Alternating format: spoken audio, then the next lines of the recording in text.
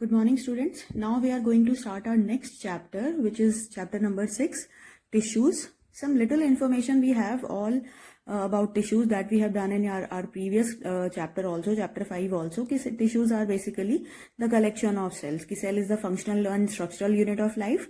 When different kind of cells together combine with each other, then they form tissues. Later on, organ system and all that. So that we have done. So in this chapter 6, we are going to study more about tissues. This chapter is basically divided into two portions. One is plant cells, plant tissues, and other portion is all about animal tissues. So we are going to read all these topics one by one, but let us start with this introduction portion first from this chapter. In this paragraph, one main definition we have: a group of cells that are similar in structure or work together achieve to a particular function forms a tissue. मतलब बहुत सारे collection of sales अगर हो गए और वो एक ही structure poses करते हैं और सेम टाइप का काम करते हैं तो वो एक टिश्यू, स्पेशल टिश्यू बना देते हैं. अब टिश्यू की जरूरत हमें क्यों है, हमें डिफरेंट सेल्स की जरूरत क्यों है? बिकॉज जो हमारी बॉडी है वो यूनिसेल्युलर नहीं है, सिंगल सेल्ड नहीं है, जस्ट लाइक एमीबा. क्योंकि एमीबा में क्या है, एक सिंगल सेल ही हर फंक्शन कैरी आउट कर रहा है, एक्सक्रीट भी कर रहा है, इनटेक भी कर रहा है फूड का, सब कुछ कैरी कर रहा है. बट हमारी बॉडी बहुत कॉम्प्लेक्स है because we are multicellular organism. We have large number of cells, millions and trillions of cells we have. Our body is more complex, so that is why single cell is not at all able to complete all the functions. So different cells combined together, they all work together so as to perform different kind of bodily function. और ये जरूरी भी है क्योंकि efficiency जो है वो तभी बढ़ेगी. फॉर एग्जाम्पल, एक ही स्टूडेंट को मैं बहुत सारे काम अलॉट कर दूं तो वो उतनी एफिशिएंटली नहीं उस काम को कर पाएगा. या फॉर एग्जाम्पल, अगर मैं साइंस भी पढ़ाऊं, इंग्लिश भी पढ़ाऊं, मैथ्स भी पढ़ाऊं, बायो भी, आपका जो आर्ट है वो सब भी कराऊं, हिंदी भी कराऊं, तो वो एफिशिएंसी नहीं आएगी क्योंकि मैं स्पेशलाइज भी नहीं हूं उस चीजों के लिए. तो सिमिलरली सेल्स, डिफरेंट सेल्स जो है हमारी बॉडी में, वो स्पेशलाइज्ड इस तरह से हो जाते हैं, उनकी स्पेशलिटी हो जाती है कि वो क्या काम करेंगे एक मल्टी सेल्युलर ऑर्गेनिज्म में, ताकि आपकी बॉडी की फंक्शनिंग कैसी चलती रहे, स्मूथ चलती रहे. तो आगे यहाँ पे यही है. So multi cellular organism show division of labour.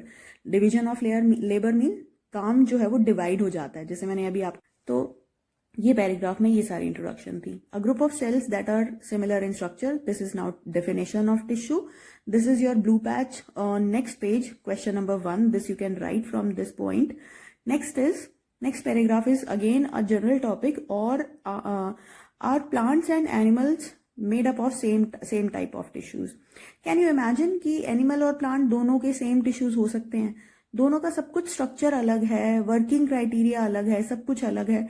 तो हम इमेजिन नहीं कर सकते कि प्लांट और एनिमल के जो टिश्यूज होंगे वो भी क्या रहेंगे, सेम रहेंगे. प्लांट्स एक जगह पे स्टेडी हैं, वहीं पर स्टिल हैं, सीडेंट्री है उनका लाइफस्टाइल, जो हम बोलें कि रुके हुए हैं वो वहीं पर स्टिल हैं. बट एनिमल्स, हम लोकोमोशन शो करते हैं, हम मूव करते हैं, तो ऑब्वियसली हमारी बॉडी नीड्स अलग हैं एज कंपेयर टू प्लांट्स. तो जो बॉडी नीड्स होती हैं उसके अकॉर्डिंग जो हमारा सारा वर्क फंक्शन होता है, जो बॉडी का प्रोसेस होता है, बॉडी का जो टोटल जो प्रोसेस होता है काम करने का, वो सब भी क्या हो जाता है, चेंज हो जाता है. तो let us see the points of difference between plants and animal tissues. So next is the difference between plant and animal tissues. Let us discuss these points one by one. Tissue organization is towards stationary or fixed habit of plant. Plant life जो होती है वो sedentary होती है, एक ही जगह पर पूरी life they survive. But animals में locomotion होता है, तो tissues organize ही इस way में होते हैं. Tissues का development इस तरह से होता है कि वो locomotion या बाकी जितने भी functions हैं उसको perform कर पाएं ability से efficiently. Next is in plant dead supportive tissues are more because safety security चाहिए, कोई और बॉडीली मैकेनिज्म नहीं होता प्रोटेक्शन के लिए. तो जो उनकी लिग्निफाइड सेल वॉल होती हैं, जो उनकी थिक स्टेम होती है, या डिफरेंट जो प्रोटेक्शन मैकेनिज्म होते हैं, that only helps them to survive properly. और जितने भी टिश्यूज हैं वो सपोर्टिव, स्ट्रेंथ के लिए, मेंटेनेंस के लिए काम करते हैं, मेंटेनेंस के लिए होते हैं. बट एनिमल्स में लिविंग टिश्यूज ज़्यादा होते हैं. यहाँ पर डेड टिश्यूज होते हैं क्योंकि डेड टिश्यूज का काम स्ट्रेंथ प्रोवाइड करना है, पर यहाँ पर कॉन्टिन्यूसली वियर एंड टियर होकर जो टिश्यूज हैं वो रिपेयर होते रहते हैं, नए सेल बनते रहते हैं, और लिविंग सेल्स और टिश्यूज ज़्यादा होते हैं. सो next is plant need less maintenance. Obviously क्योंकि तेरी उनकी जो एनर्जी रिक्वायरमेंट्स है वो बहुत ज़्यादा नहीं है, एक ही जगह पे स्टिल हैं. बट हम लोकोमोशन में रहते हैं तो हमारी एनर्जी मूवमेंट, जो एनर्जी रिक्वायरमेंट है वो ज़्यादा है ड्यू टू मूवमेंट. इसीलिए भी हमारा जो टिश्यू ऑर्गेनाइजेशन है वो डिफरेंट हो जाता है. There is differentiation of meristematic and permanent tissues. Dividing non dividing जो टिश्यूज होते हैं आप प्लांट्स के अंदर, उनमें स्पेशलाइजेशन शुरू हो जाता है प्लांट्स के अंदर, क्योंकि नीड्स अलग हैं. एनिमल में कोई ऐसा डिफरेंशिएशन नहीं होता कि सेल डिवाइडिंग रहे, टिश्यूज डिवाइडिंग रहेंगे या नॉन डिवाइडिंग रहेंगे, ऐसा कुछ भी नहीं होता. और next point is there organization is simple and there organization is complex. Next is growth is limited to certain region. सिर्फ शूट से या रूट से या कुछ नोड से जो प्लांट है वो ग्रो करता है, बट एनिमल्स में जो ग्रोथ होती है वो सारी यूनिफॉर्म होती है, नॉन लिमिटेड होती है. मतलब ऐसा नहीं है कि कुछ सर्टेन रीजन से ही वो एनिमल ग्रो करेगा, ऐसा कुछ भी नहीं होता. पर प्लांट्स में वो सर्टेन रीजन डिफाइंड होते हैं, सिर्फ उन्हीं रीजन से ही क्या होती है, उनकी ग्रोथ पॉसिबल होती है. और चीज पढ़ते हैं which is called as differentiation. The multicellular organism usually develop from a single initial cell.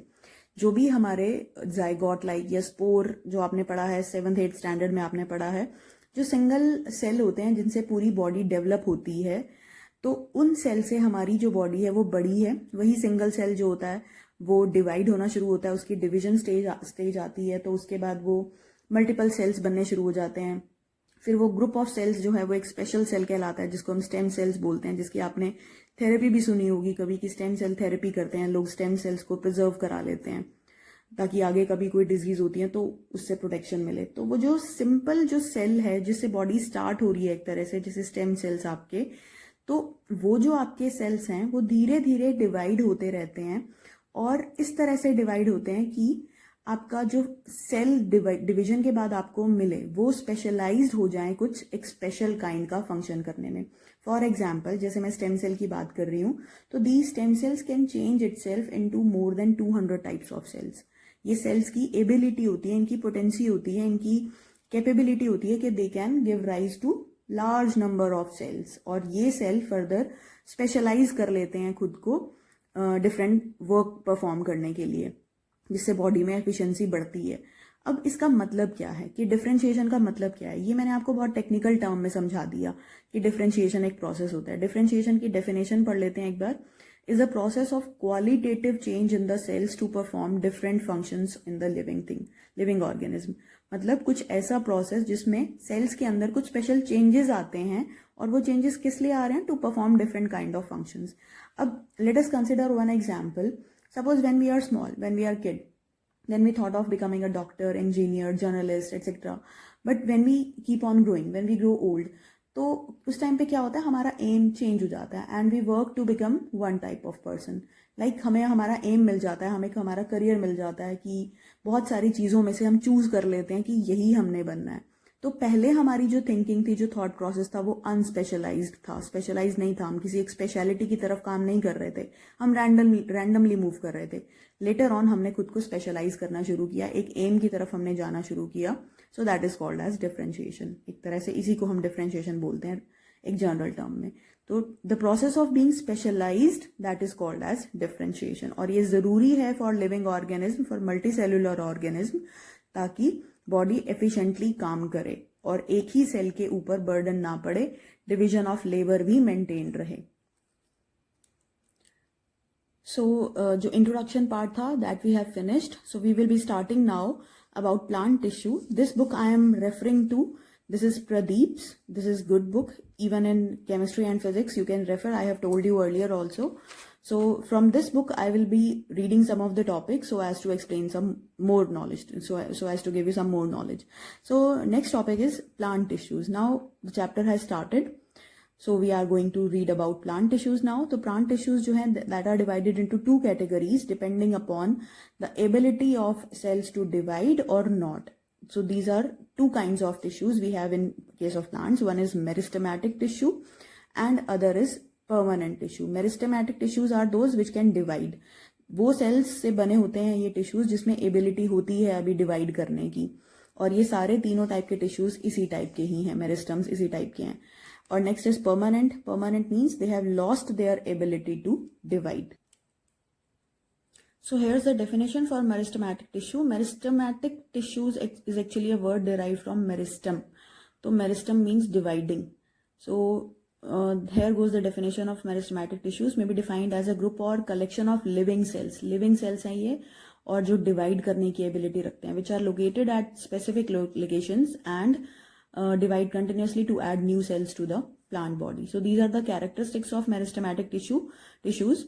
Sales जो हैं वो सिमिलर इन स्ट्रक्चर होते हैं, थिन और इलास्टिक प्राइमरी वॉल्स होती हैं मेड अप ऑफ सेल्यूलोज, क्योंकि अगर डेड होंगी तो जो आपकी सेल की सेल वॉल है वो थिकन होना शुरू हो जाएंगी, पर ये लिविंग सेल्स हैं तो जो सेल वॉल है वो थिन है, मे बी राउंडेड ओवल, ये शेप कुछ भी हो सकती है इसकी, कॉम्पैक्टली अरेंज्ड है without intercellular spaces between them, बहुत टाइटली पैक्ड होते हैं, जगह बहुत ज्यादा नहीं घेरते सेल ये इकट्ठे जब हो जाते हैं तो।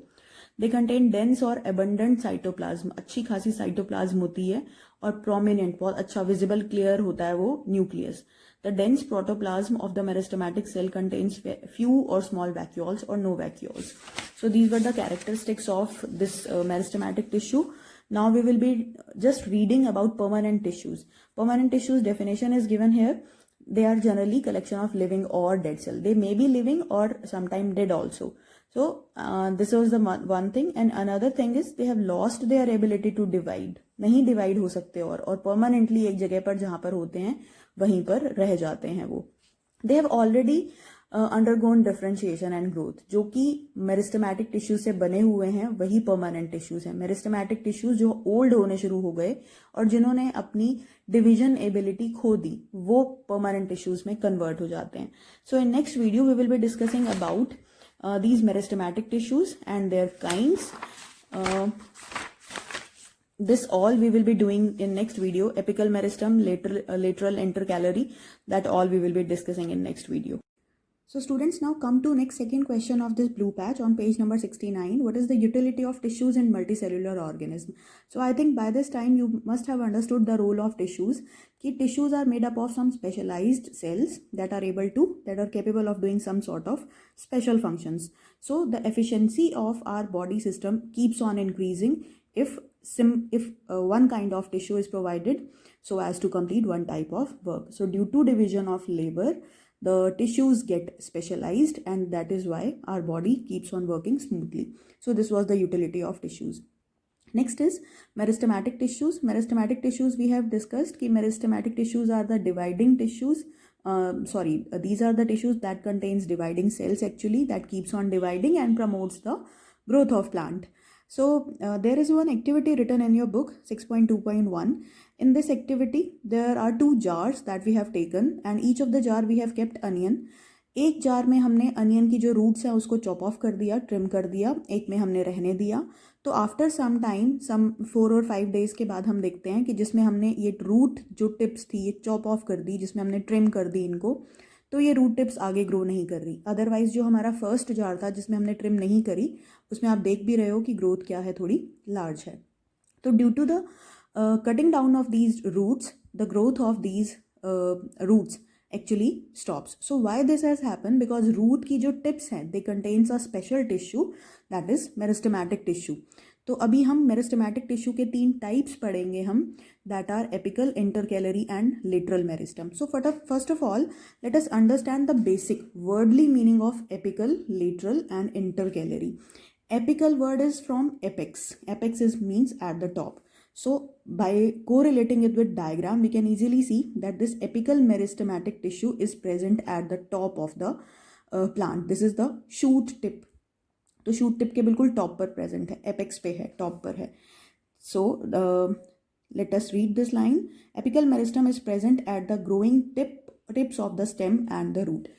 टॉप रूट शूट की टॉप पर रहेगा या फिर बॉटम में, ग्राउंड के बॉटम में रूट की टिप पर रहेगा. And there by increasing the length of the plant, linear length जो है वो इंक्रीज करता है ये एपिकल मेरिस्टम, ईदर अपसाइड और downwards in terms of roots. जो भी डायरेक्शन वाइज, लेंथ वाइज जो डायरेक्शन इंक्रीज होगी प्लांट की length wise, that is due to apical meristem. Apical meristem जो है actually they promote linear growth, length wise growth promote करते हैं. जो ग्रोथ होती है वो 2 टाइप से होती है, एक तो लेंथ वाइज ऐसे ऊपर की तरफ, और एक होती है lateral. Lateral means side wise, girth बढ़ना, ये जो स्टेम की थिकनेस है वो बढ़ना, गर्थ बढ़ना, डायमीटर बढ़ना. Next is the girth of the stem और root increases due to lateral. Lateral means side wise, जैसे मैंने अभी आपको बताया शिफ्ट, जो साइड में जो शिफ्ट होता है ग्रोथ का वो, दैट इज लेटरल. तो the girth means diameter of the stem और root increases due to lateral meristem, that is also known as cambium. कुछ टिश्यूज होते हैं जो धीरे धीरे ग्रो करना शुरू हो जाते हैं और उसके बाद वो डेड होना शुरू हो जाते हैं अगर, तो वो गर्थ को बढ़ाते हैं, डायमीटर को बढ़ाते हैं. सो यही आपका जो प्लांट का गर्थ होता है, डायमीटर होता है, वो बढ़ाता है. इंटर कैलरी मेरिस्टम, इंटर से वर्ड हमें समझ में आता है कि कुछ बीच में है कुछ. तो अब इंटर कैलरी समझने के लिए हम पहले एक बैम्बू को कंसिडर करते हैं. बैम्बू समझ लो या आप ग्रास समझ लो या आप शुगर केन समझ लो, कुछ भी एग्जाम्पल समझ लो. उसमें आपको कुछ ऐसे पैटर्न्स दिखते हैं, कुछ स्ट्रेट आपको ऐसी लाइंस दिखती हैं जिसको हम रिंग्स बोलते हैं. तो इन रिंग्स को हम बोलते हैं नोड्स. जैसे गांठ होती है हमारी, नोड्स होती हैं, तो ये नोड्स होती हैं. तो इन नोड्स को हम रीजन मानते हैं for the growth of plant. जो भी लीव्स ग्रो करती हैं that actually grow from these nodes, यहाँ से ग्रो करती हैं नोड्स पे. और इन दो नोड्स के बीच का जितना भी एरिया होगा, इंटर मीन्स बीच का, नोड्स के बीच का जितना भी एरिया है, जो पोर्शन है, that is called as internode हो गया ये. तो जो आपकी नोड के आसपास दोनों साइड पर जो भी टिश्यूज प्रेजेंट है that are called as intercalary tissues. तो ये था आपका 3 टाइप के टिश्यूज का एक बेसिक सा view. So let us recap it once again on a very quick note कि जो आपके प्लांट टिश्यूज हैं उनमें 2 टिश्यूज हैं, meristematic and permanent. Permanent has 3 types, these all 3 that we have done in a brief view. So let us come to that again. Apical meristem, location कहाँ है? At the tip of the roots or stem. Function क्या है? Increases the height of the plant vertically up or vertically down in terms of stem and root respectively. Intercalary जो है आपकी nodes के पास में present है, इधर अप और डाउन, वहाँ पर प्रेजेंट है. At the base of the leaves और नोड्स, लाइक जैसे मैंने आपको अभी ये बताया कि यहाँ से आपकी लीव्स या ब्रांचेस जो होती हैं वो ग्रो करती हैं नोड्स के आसपास से, तो यहाँ आपकी इंटर नोड्स प्रेजेंट होंगी. So next is function is to increase the length of the internode. जब इंटर नोड वाला एरिया, जो ये बीच में जो एरिया है, नोड्स के बीच का एरिया, अगर इसकी लेंथ बढ़ेगी तो ऑब्वियसली जो प्लांट है आपका वो ग्रो करेगा, उसकी लेंथ जो है वो लीनियर ग्रोथ की तरफ जाएगा. Next is lateral. Lateral mean side wise. तो मेरिस्टम जो साइड वाइज ग्रोथ को प्रमोट करते हैं that are lateral meristems. Location below the bark और कैम्बियम, गर्थ की तरफ जो होता है. And function is to increase the diameter of the stem. So this is all about basic thing about this 3 kind of plant tissues. Now let us read from book once again. The growth of the plant occurs in certain specific region that we have already done. कि जो भी growth है वो हर जगह से नहीं हो रही, कुछ स्पेसिफिक रीजन्स है वहाँ से प्लांट की ग्रोथ होती है. तो वो रीजन्स क्या थे, वो हमने तीनों रीजन्स डिफाइन कर लिए, up, down, side wise and between these 2 nodes. So depending upon the region where they are present, meristematic tissues are classified. So meristematic tissues are basically classified according to the location of these tissues where they are present. And next is new cell produced by the meristem are initially like those of meristem itself. जैसा हमने पहले discuss किया था कि पहले सब cell same होते हैं, पहले हम सब सेम होते हैं, लेटर ऑन हम अपनी लाइफ में कुछ एम डिसाइड कर लेते हैं. लाइकवाइज सारे सेल्स पहले सेम होते हैं, बस जैसे जैसे वो ग्रो करते हैं या मैच्योर होते हैं, they undergo the process of differentiation, specialization and their characteristic slowly changes, और वो धीरे धीरे एक स्पेशल फंक्शन करने के लिए स्पेशलाइज होने शुरू हो जाते हैं. Students, now let us take an example of grass. कि ग्रास में क्या होता है, ग्रास में भी यही होता है कि नोड्स प्रेजेंट होती हैं ग्रास में. Even if we trim that grass by lawn mower, जो लॉन में ग्रास को ट्रिम करने के लिए हम लॉन मोवर यूज़ करते हैं, उससे हम ग्रास को ट्रिम भी कर दें तो भी ग्रास बहुत जल्दी ग्रो कर जाती है. Why this happens? Because a short grass plant has at least 1 node present near it's base. अपने ग्राउंड के बेस जो होता है, सपोज जैसे ये आपका ग्राउंड रीजन है, तो उसके बिल्कुल पास जो ग्रास है उसमें एक नोड प्रेजेंट होती है, नोड रहती है वहाँ पर, और जो कि लॉन मोवर की रीच में नहीं आती, जो लॉन मोवर उसको ट्रिम नहीं कर पाता. तो उस नोड से जो प्लांट है वो दोबारा से ग्रो होना शुरू हो जाता है. तो ग्रास को ट्रिम करने के बाद भी ग्रास ग्रो करती है, क्योंकि उसका जो मेरिस्टेमेटिक टिश्यू है वो अभी पूरी तरह से लॉस्ट नहीं हुआ. अगर कंप्लीटली लॉस हो जाते हैं मेरिस्टेमेटिक टिश्यू तो वो ग्रास डाई करना शुरू कर जाती है या वो ग्रोथ उसकी नहीं होती. तो जब भी हम एक ग्रास ब्लेड को कट ऑफ करते हैं इधर बाय अ लॉन मोवर और it is chopped off by some grazing animal, then a signal is sent down to the node that is present near this ground, so that keeps on stimulating the grass plant. उसको message भेजता है वो, ताकि grass और ज़्यादा leaf जो है अपनी जो लीफ ब्लेड है वो प्रोड्यूस करे. So this happens when a grass is cut. So grass keeps on growing due to the presence of meristematic tissues. Now students, there is one more thing very important regarding all these three kind of meristems, that apical and intercalary meristems, they help in primary development of the plant. Primary means जो basic development है plant की, जो height wise जो growth है उसको उसमें help करते हैं ये दोनों kind of meristems. तो प्राइमरी डेवलपमेंट, मेन डेवलपमेंट में हेल्प करते हैं. बट जो साइड वाइज डेवलपमेंट है, जो प्रोटेक्शन के लिए प्लांट को चाहिए, जो उसकी स्टेम की जो रेडियस है उसको इंक्रीज करता है, दैट इज सेकेंडरी डेवलपमेंट. उसको हम लेटर ऑन होता है, वो इनिशियली नहीं होता है. इनिशियल स्टेजेस में तो प्लांट लेंथ वाइज बढ़ता है. अगर आप एक नया प्लांट ऑब्जर्व करो तो what happens, the stem do not get developed immediately after you sow the plant. एकदम से नहीं ग्रो कर जाता, उसकी लेंथ पहले बढ़ती है. It keeps on increasing in height. Vertically it increases, its height increases, but later on after some years it keeps on growing and its diameter also keeps on increasing. So this is the secondary development in the plant. So this lateral meristem that leads to the girth of this, so this which leads to the secondary development of the plant, that is lateral meristem, that actually grows in the later year of the plant growth. So this kind of meristem that develops later on, so this is lateral meristem, जो कि बाद में grow होता है. primary development नहीं है. primary development ये है, ये जो side wise growth है, that is secondary development. So with this we have completed meristematic tissues. Now we will be discussing about permanent tissues.